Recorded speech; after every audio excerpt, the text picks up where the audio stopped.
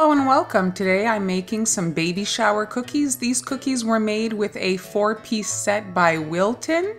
I'll have the link in the description box. And doing my research as to how to decorate these cookies, I saw a lot of cookie necklaces for baby showers. They have the cookies draped around the baby's neck, and so this is what I'm going to be doing today. The first part is when you roll your cookies and they are raw, you're going to need to make some holes. I used a large piping tip to cut my holes, and then I baked them after the hole was cut.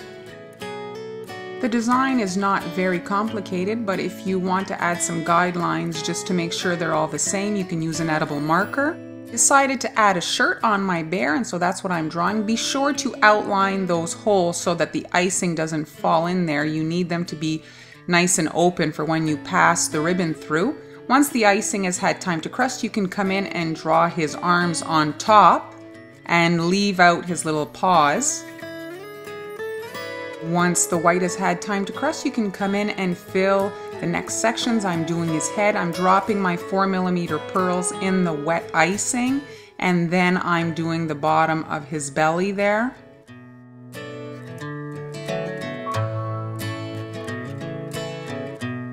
Once the head has had time to crust, I'm coming in and adding a little bit of a curve there for his ears, drawing on his paws and his feet, which are just ovals. Let all that crust once again before moving on to the next step.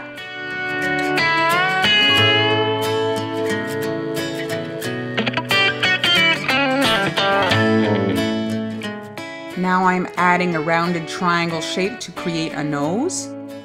Same teal color, I'm adding some eyebrows. Now I'm grabbing my white icing and adding the bear's pads under his feet. This really makes the cookie extra cute. Now I'm filling in the area inside the ears. And now with some white food gel, I'm painting on some stitches. And then a little heart nose, and we're done. Moving right along to the onesie cookie, I cut the holes at the top of the cookie. I wanted the bow to be there. So it's up to you if you'd rather it be on the waist or at the neck. It is a little bit fragile at the part where I put it. And now I'm just outlining and flooding the whole surface of the cookie. I'm going to be airbrushing the teal in some white.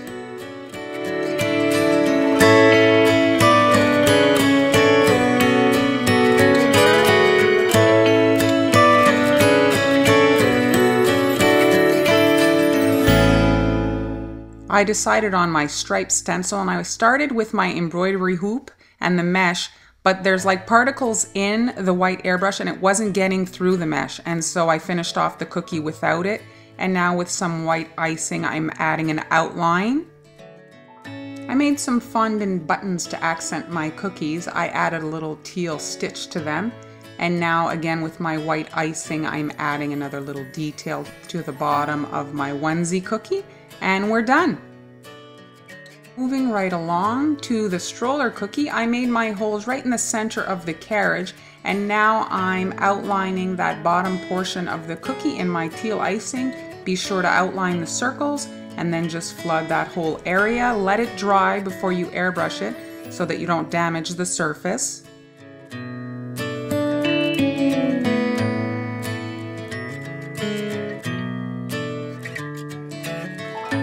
Use whatever stencil you have, and I'm airbrushing in a darker shade of the icing color, which is teal. Now for the canopy, I'm just icing that in white. I won't be adding any other details.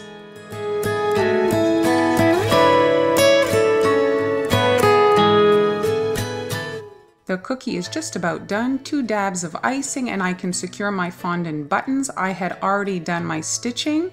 I wanted to be sure it was dry before I pressed the fondant button on and stuck my finger in it. And now for the final cookie in the set. I found this one challenging to do.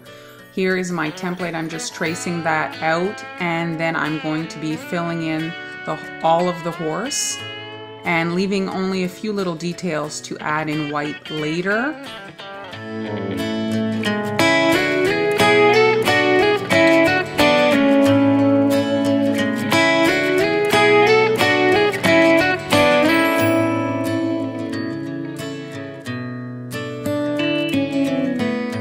You can see there all those sections that aren't done, those are going to be in white. The top of the head, I left that open so that I can come in and add the horse's mane easily. Got a pretty large tip there, a 3 I believe, and I'm just dragging some lines to create the mane and the tail. And then I've switched it up. I'm using a tipless bag to just flood the saddle and the hooks. And that's it, the cookie's done. Be sure to let your icing dry overnight so that it doesn't get damaged by the bow. And now I'm pushing my ribbon to the back and then back to the front. I'll be tying a knot. And then I turn my cookie upside down to tie my bows. I find that the tails sit nicer. And that's it. I'm going to show it again on the teddy bear cookie, and the bow really jazzes up that cookie. It makes it look extra fancy.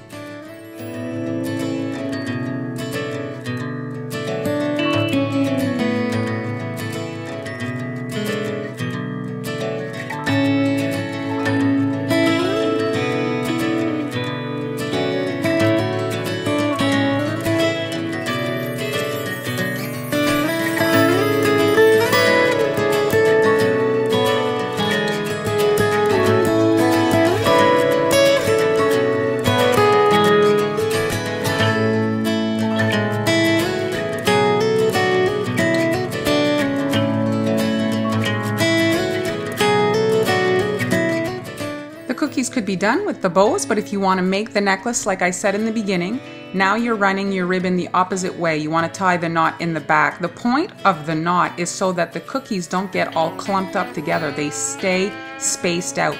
So I'm running my ribbon through the front and then to the back and tying a knot. And then I'll run another cookie onto the ribbon and tie a knot. If you don't do that, they're going to just gather up to the center and it won't sit nicely.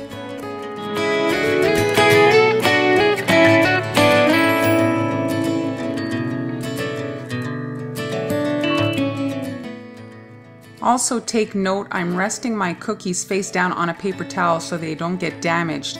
If you clunk them around the work surface, you could break pieces off of your icing or damage them.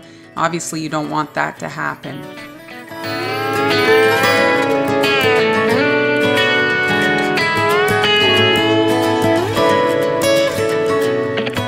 Is the completed cookie necklace. I didn't have a baby to model it for you, but you certainly get the idea.